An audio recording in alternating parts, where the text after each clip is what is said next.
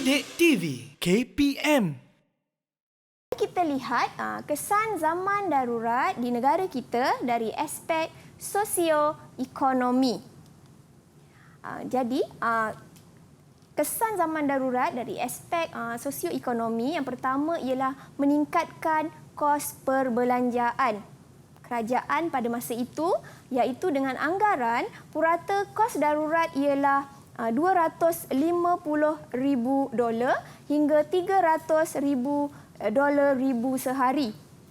Kerajaan terpaksa membelanjakan lebih $10 juta sebulan atau $120 juta setahun untuk membantras ancaman komunis. Kerana bila kita lihat, komunis ini telah merosakkan kilang, merosakkan infrastruktur. Jadi kos pembaik pulihan itu menelan kos yang besar.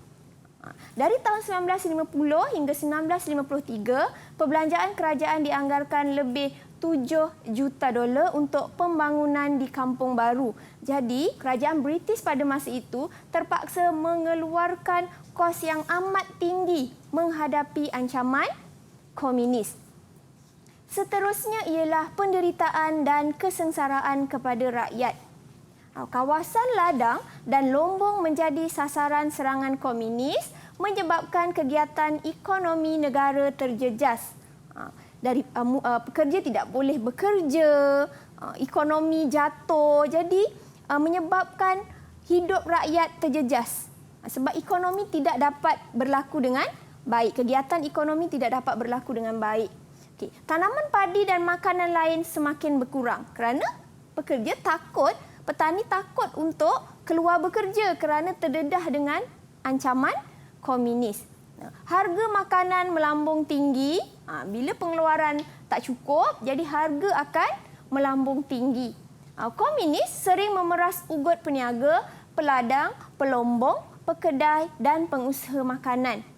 Catuan makanan dikenakan kepada rakyat. Jadi bagaimana pada masa itu rakyat meneruskan hidup? Mereka terpaksa menanam tanaman di sekitar rumah untuk memenuhi keperluan harian. Contoh seperti tadilah gimik kita yang pertama, pisang, ubi kayu menjadi makanan utama pada masa itu untuk memenuhi keperluan harian. Jadi rakyat terpaksa bekerja keras untuk memastikan kelangsungan hidup pada masa itu kerana jika mereka keluar, mereka terdedah dengan ancaman komunis. Dan sebenarnya apa yang dikatakan sebagai penderitaan dan kesengsaraan ni kerana pada masa itu rakyat terdedah untuk dibunuh. Sebab itulah rakyat tidak terjamin keselamatannya pada masa itu. Seterusnya ialah merenggangkan hubungan kaum. Rancangan penempatan semula Kampung Baru didominasi oleh kaum tertentu. Kaum Cina dikumpulkan di kawasan penempatan yang sama, kaum lain pula di pertempatan yang lain. Jadi sukar untuk menyatu padukan rakyat kerana berbeza kawasan tempat tinggal. Kawalan pasukan keselamatan yang ketat juga menyebabkan hubungan dengan kaum lain terbatas.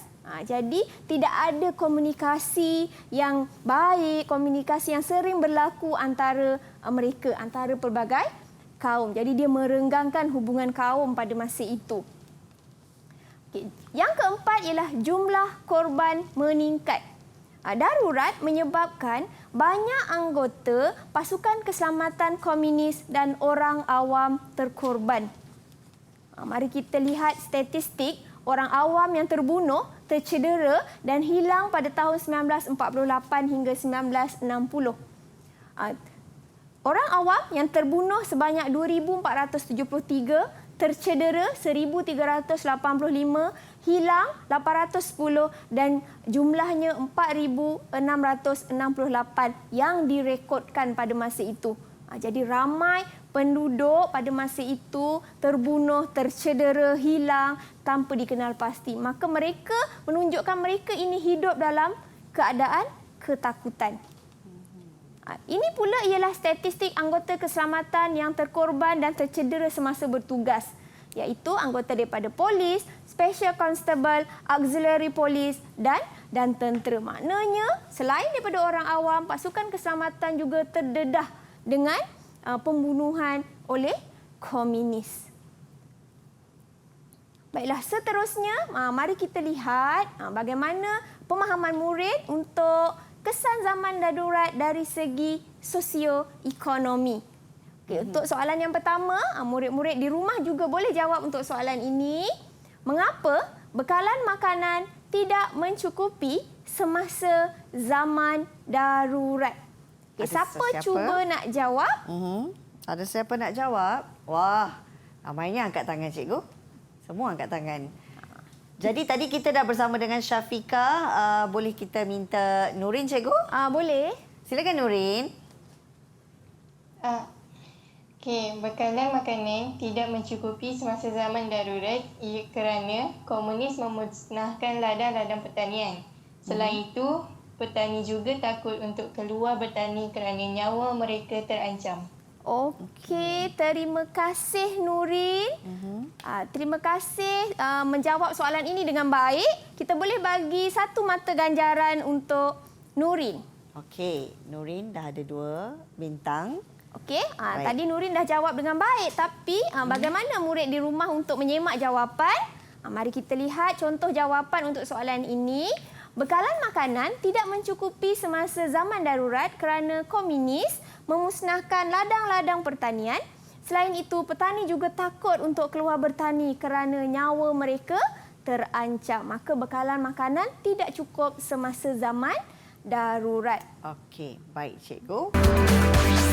Didik TV KPM